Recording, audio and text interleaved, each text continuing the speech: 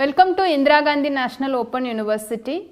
Today, this topic is part of the course BGP 003 Conflict and Peace Management.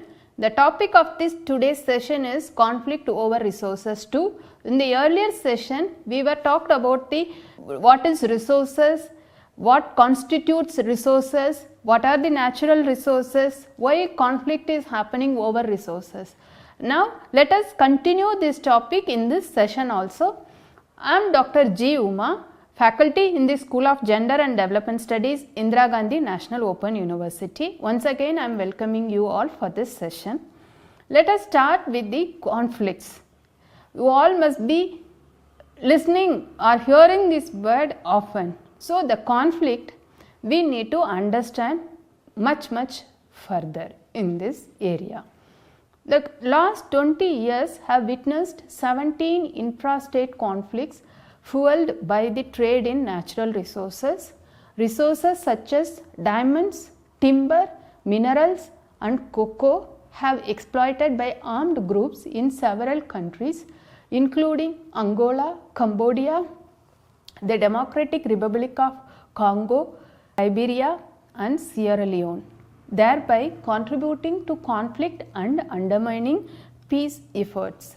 The existence of easily captured and exploited natural resources not only makes insurgency economically feasible, it may also alter the dynamics of conflict itself, as natural resource revenues allow combatants to fight longer and encourage them to orient their activities towards gaining tangible assets like diamond mines.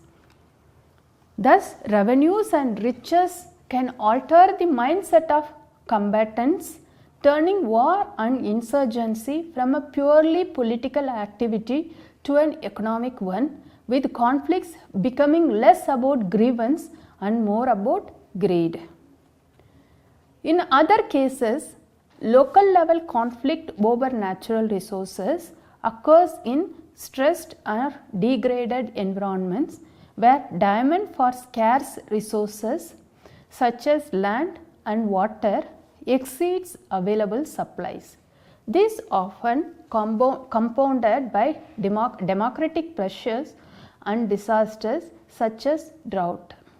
Unless local institutions or practices can mitigate these threats, scarcity pressures can result in forced migration or violent conflict.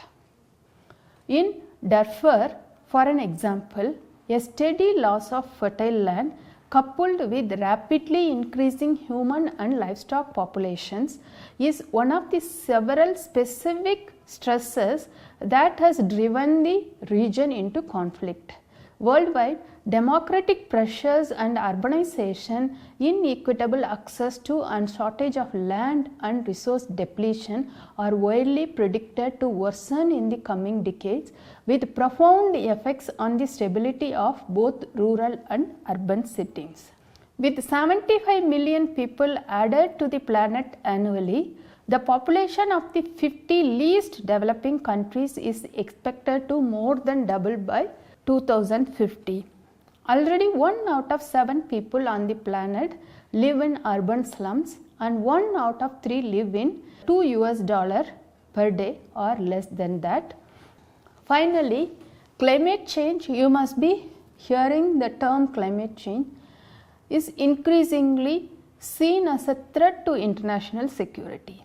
Analysts and advocates argue that by redrawing the maps of water availability, food security and disease, prevalent coastal boundaries, population distribution, climate change could exacerbate existing tensions and trigger new conflicts.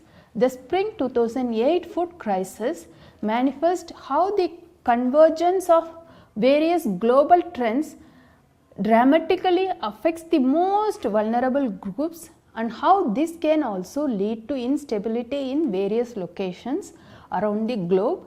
Businesses and their affiliates can recognize illicit economies and require certification of legal import, export and trade. Finally, NGOs are often present in conflict situations to deliver humanitarian relief, help resettle refugees and internally displaced persons who have often been forcefully removed from resource rich areas and monitor human rights violations. International negotiations and agreements have provided ways to mediate natural resource conflicts and build peace. North and South Korea have been engaged in talks to negotiate a joint fishing area to prevent dangerous military standoffs that regularly occur on disputed waters on the Western Sea border, which was not clearly divided at the end of Korean War conflict. Due to the significant economic impact of marine activities such as fishing and oil extraction, oceans and their boundaries can be a cause of conflict even among developed nations. For example, the dispute over the Kuril Islands between Japan and Russia has prevented the countries from signing a peace treaty to formally end World War II, and this dispute hinders their political and trade relations. Efforts of resolutions. We have seen the what is natural resources and the conflict over natural resources, and we talked about the conflicts, how the conflicts is happening due to this shrinking of natural resources, and how this in the era of 21st century conflicts becoming the part of the many parts of the world, and they try to capture the scarce natural resources, and due to the scarce availability of less natural resources, conflicts occurs between the groups. Now let us look at the efforts for resolutions. Environmental organization at all levels attempt to coordinate international laws and regulations and exclusive economic zones, boundaries in international waters, fisheries management and conservation and sustainability efforts, among other issues. Such efforts attempt to establish agreement over use of oceans to prevent conflict, environmental degradation and other unsustainable outcomes. Although marine competition does sometimes lead to conflict, the existence of strong standards often allows for quick dispute resolution and effective resource management. Similarly, respect for international law allows for the existence and safety of important waterways such as the Strait of Hormuz in the Persian Gulf, through which 25 to 40% of the world's petroleum output passes every day. Another example of trying to address natural resource issues that extend past boundaries is the allocation of international water resources. Both Israelis and Arabs have used the water from the Jordan River Basin for generations. The Jordan River Basin is an international watercourse that occurs 4 states and 1 occupied territory. The 4 states are Lebanon, Syria, Israel, Jordan and the West Bank and Gaza Strip. The river and its tributaries are an essential source of water to these states in the arid Middle East region. Many experts believe that if the natural resources of water could be managed in a comprehensive, cooperative nature, it would significantly aid the process of finding a sustainable, peaceful solution to the conflict as a whole. Over the last century, numerous efforts have been made through negotiations to establish cooperative water management agreements. However, the ongoing political conflicts and other obstacles of historical and cultural context have impeded negotiations for the comprehensive water agreement. After the Oslo Accords were signed in 1993, the Palestinians and Israelis established the Joint Water Committee, a body charged with approving every new water and sewage projects in the West Bank. All its decisions are made by consensus, but no mechanism was established to settle disputes where a consensus cannot be reached. In effect, Israel is able to veto any request by the Palestinians to drill a new well or gain additional access to the aquifers. On the other hand, the Joint Water Committee has provided assistance when existing water sources were in need of repairs or spare parts. On the occasion, Israel has provided needed water when West Bank sources have run low, but Israel has retained effective control over almost all sources of water in the West Bank. Prevalence, coastal boundaries, population distributions, climate change could exacerbate existing tensions and trigger new conflicts.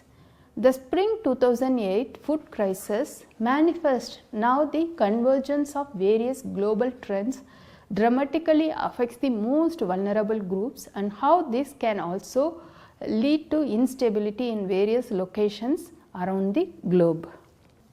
Now let us see the factors leading to resource conflict. Several factors that are likely to increase the frequency and intensity of resource conflict in 21st century that can be discussed or deliberated under economic globalization, unsustainable consumption, population growth, economic warfare. Let us start with economic globalization. The growing economy and expansion of trade is having an effect on many worldwide phenomena, including the demand for and consumption of basic resources. Globalization increases the demand for resources in several ways, most notably through the spread and acceleration of industrialization. A nation became industrialized, their need for resources, especially energy, timber and minerals grows substantially. These all about energy, timber, minerals. We were talked about our previous lecture, and we were talked about the climate change also in this. The topic of the climate change also part of this course, and we have made one lecture on the topic of climate change too. Most manufacturing processes require large supplies of energy plus a wide range of raw minerals. With globalization, therefore, there is a substantial increase in the consumption of these minerals by the fast progressing countries. Unsustainable consumption. Although the global stocks of most vital minerals are sufficient for current requirements, the consumption of many of them is growing at much rapid pace that serious scarcities could arise in the years ahead. This is especially true for oil and water, two of the world's most vital resources. Like country like India and China, it's a growing economy. Their economy is growing fast. Some of the developing countries, they are saying that they need to economically grow faster to address the poverty. And in this regard, their consumption also increases, so that in that way the resources also get depleted at a faster rate. The earth possesses, I can give you certain examples. The earth possesses only a certain amount of conventional petroleum, perhaps 2,500 billion barrels, and over the past 140 years, approximately 1/3 of this amount has been consumed. Since the global consumption of oil is rising so quickly, the next 1/3 is likely to be consumed by 2020. Worldwide water use is also growing at an unsustainable rate as more and more people acquire water intensive devices like dishwashers, indoor showers, as also use more conservation methods. Available supply of these and other vital minerals dwindle. The competition for access to remaining resources will surely increase. Next, we need to look at the population growth. As per estimates, the world's human population is expected to grow by about 3 billion people by 2050, rising from 6.2 billion people in 2002 to about 9.3 billion people in 2050. Obviously, all these additional humans will require water, shelter, clothing, energy and other necessities. Severe scarcities of critical materials, that is the water and arable land, have already emerged in parts of Africa, Asia and Latin America where population rates are especially high. Economic warfare. Conflict over resources often occurs in poor and divided countries that possess only one or two major sources of wealth such as diamond, copper or old growth timber. In these countries, whoever exercises control over these resources has a chance of accumulating significant wealth, while everyone else is usually destined to live in poverty. In well-regulated states, these resources are controlled by the government and the proceeds from their exploitation are divided reasonably fairly among population at large. In dysfunctional or failed states, however, various factions or warlords are likely to fight over these critical sources of wealth. These factions may exploit ethnic or religious animosities in order to recruit supporters for the endeavors, but it is the pursuit of resource wealth and not the legacy of ethnic hatred that drives these conflicts. This was true for conflicts in Angola and Sierra Leone, which were largely driven by a struggle over lucrative diamond fields. It is the combination of all these factors more than anything else that is contributing to growing intensity of global resource competition. Resolving resource conflicts. Indicators of successful management of natural resources that have contributed to peace, including establishment of standards and agreements and efforts at cooperation, co-management and conservation. Numerous agreements are already in place relating to water, oil and gas, as well as examples of benefit sharing concerning timber. Such cooperative actions by parties in conflict can be stepping stones to continued diplomatic engagement that is necessary to alleviate conflict and build peace. Many actors and organizations can play a vital role in shaping natural resource conflict management as well as handling post-conflict situations. International demand drives the value of many natural resources, and international organizations, foreign investors and trade partner countries can influence the local markets and governance. In conflict situation, cooperation from these key actors is necessary for the alleviation of improper natural resource use that can escalate and sustain conflict. These organizations or actors can help in negotiations and agreements, suggest solutions such as eco-parks or sustainable development and conservation mechanism, pushed for adherence to international standards and provide the necessary aid and economic incentives to make changes a possibility and help to resolve conflicts. The United Nations, for example, passes resolutions and organizes arms embargoes or sanctions to help the natural resource business curb illicit economies and move towards transparency. UN peacekeepers and outside security forces can establish peaceful zones and barriers around disputed land, pipelines, oil fields and other resource related structures to help prevent the return of violence. International financial institutions such as the World Bank Group can help with advice on revenue transparency and management, economic stability and financing resource driven debt. Some nations have tried to depoliticize natural resources through a co-management approach that involves the local community, the government and other stakeholders in the management of the resource in question. These are the references. Based on these references, this lecture and previous lecture was prepared. You can hope you understood the issues related to natural resources and conflicts as well as the conflict management. Thank you so much for listening this lecture. We will meet again in some other lecture. Thank you.